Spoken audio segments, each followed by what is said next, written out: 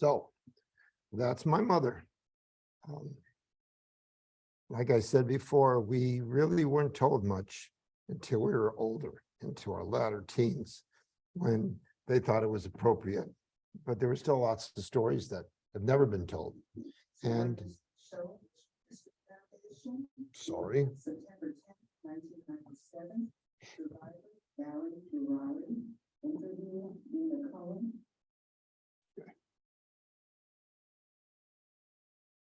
Thanks. After the war ended, my mother went back to her town of her jail, and she looked to see if there was any survivors, and they were all gone, and all their homes were taken over by local people. And then she went to Bergen-Belsen. Bergen-Belsen was one of the worst concentration camps during the war, and they had built in a DP camp where people could come together and find out who had survived and who hadn't survived. And they were there for 3 years. And during those 3 years, waiting to get the right to come to the United States, I was born. So 1948, I was born in the Bergen-Belsen DP camp. And I didn't really know much about it. And I didn't really know that I was that different than everybody else. But it wasn't until later that I came to realize that I wouldn't be here if it wasn't for my mother. And people ask me all the time, how, what happened to your mother? And I say, when she was 80 years old, I got together with my 2 sisters and I said, Mom, we're going to have the greatest 100th birthday party if you can hold on till you're 100. And September 20th of last year, my mother hit 100, and we had that party. And she's still alive today. And she is my hero. And I will never, ever forget her sacrifice and her determination to survive, so that so many others, like myself and my sisters and our children and our new grandchild Sloan, have been able to come into the world because of her struggle. And I just want you to all know that I want you to walk away from this knowing that this happened to the Jewish people, but it could have easily happened to any race. It could have happened to anybody. And I think we have to learn from those lessons. And my mother, even at 100, still speaks today to groups in the Chicago area. She lives there with my sister Gilda and her husband Paul, and they take care of her, and God bless them. And she's my hero, and she's the miracle of my life, and I will thank her till the day I die. I brought 3 books. One I'm going to give to the library. My mother wrote a book of her life experiences, and she signed 3 books. I'm going to give one to the library, and I'm going to give 2 away to some people who might appreciate them. And is there anybody here that was born in the month of September? There's 1, 2. Who was born any time around the 20th of December? Close. When were you born? 11th? Anybody closer than 11th? My mother was born on the 20th of September. 15th. 15th? All right, you won. You get a book. Okay. Okay, now let's talk about May. Anybody born in the month of May? Okay. Anybody born close to the 25th? My birthday. What? 29th? 28th? You win. Okay. I think I left myself enough time that we could have a very short Q&A for like 10 minutes. I'll try to answer any questions you might have. But before I do that, there was one thing I did want to say. When my mother wrote this book, I thought it was important for me to say something at the end of the book. And I said, my name is Harold, and I am the oldest child of Joyce and Michael Wagner. Being the firstborn child of Holocaust survivors brought with it great appreciation and great sorrow. Knowing what my parents endured was never an easy thing to understand. Even after hearing the horrible stories, it was impossible to truly comprehend what it must have actually felt like to be there and live through the hell of the Holocaust. Every day, my mother told me how lucky I was to be alive. My father worked harder than any parent I knew to give our family a good life. I will forever thank my father for all my success in life today. Had he lived longer, I know he would be proud of the man I've become. I will forever thank my mother for instilling in me a passion for life, and even more importantly, an appreciation for God and our religion. Without her unbelievable will to live and her refusal to ever give up, I know I wouldn't be writing this today. I love you, Mom and Dad. I promise your memories will live on forever in your children, your grandchildren, and your great-grandchildren. We will all never forget. My father died in 1988 of complications of Alzheimer's. And it's a horrible, horrible disease. And when he passed, no one cried in the family because we felt he would be suffering no more. But my mother is 104 months and still going strong. And hopefully she'll live a long time. And I just want to say thank you very much for allowing me to come and speak to you.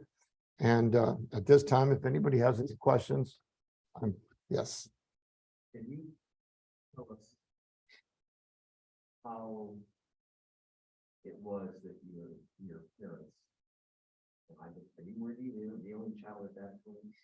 Well, about 2 years later, I had a sister, and then 7 years after that, I had another sister. What happened? How did the emigration from the camp, from the B2 camp, how did that come about?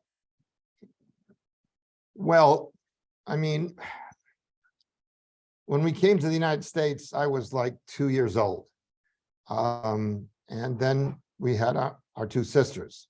And we knew that what our parents had gone through, but they never told us much. And they kept a lot from us. And I'm sure that there's things they would never tell us and have never told us. But I think honestly that you get to a point where you believe that it's a miracle that you're alive and that you're put on this earth to do something and to remember where you came from. And that's the way I've tried to live my life. And again, I can honestly say that whether it's prejudice, anti-Semitism, or anti-Black or anti-Asian, it sickens me to see. And I pray that our new granddaughter, Sloan, will never have to deal with what my mother went through. Never. Yeah. Well, I guess this is more of a statement. Because I'm 79 years old, and when Ken told me he wanted to come in here and talk today, I honestly said to myself, I don't think there's much about the Holocaust that I don't know.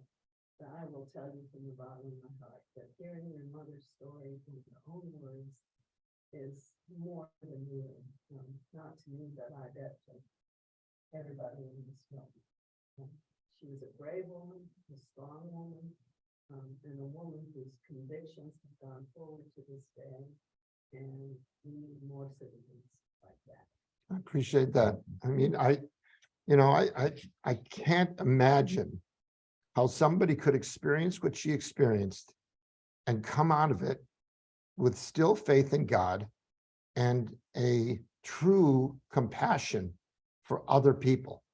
And it's really miraculous because so many Holocaust survivors, they just turned their heart and soul away from God, but not my mother.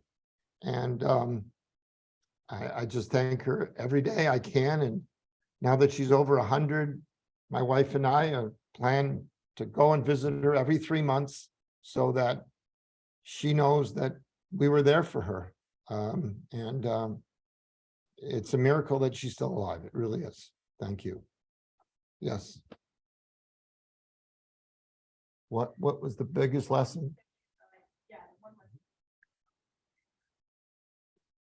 I would say the biggest lesson that I've ever learned from my mother is that when times get tough and it seems like you're not gonna hit your goal, you're not gonna get to the point where you want to be, I just think of my mother.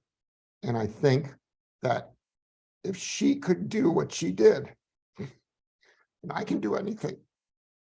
And you know, I mean, I want her to know that she will never, ever be forgotten, ever. My children, our children, and our grandchildren, hopefully will continue to do something like what we did here today, 10, 20 years from now. So people always know how horrible humanity became at a bad time in history, and that we never, ever, ever see it happen again. Anybody else? Thank you for sharing the powerful story and amazing soul. How much do you know of your father? Now, do they need displaced persons stamp? What?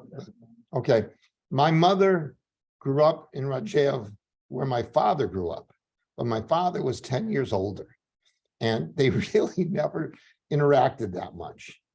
But when the war was over, and they both wound up in Bergen-Belsen, which just so happens to be the last camp that Anne Frank was at. And she died something like a month and a half before the camp was liberated. She was also in Auschwitz for a short time, then went to Bergen-Belsen. We went to the Anne Frank house in South Carolina, Columbia. Incredible experience. Really, really recommend it strongly for anybody that wants to really see what it was like. And but when they were in Bergen-Belsen, by some miracle, they saw each other and they instantly fell in love and got married. And my father escaped to Russia, so he didn't go through any of the horror that my mother went through. But the end result was that they found each other, and they had me, and they finally, in I think it was 1949, came to the United States. Okay, I want to thank everyone, and I just want to say one last thing. You know, I really, really appreciate everybody that came today, because this was not a fun activity. This was not something that, you know, you're going to laugh and have a good time. This shows you a time in history that some people just don't want to even remember or think about. But I think in order for us to prevent it from ever happening again, we have to live through the experience. So thank you again for coming, and thanks for having me here.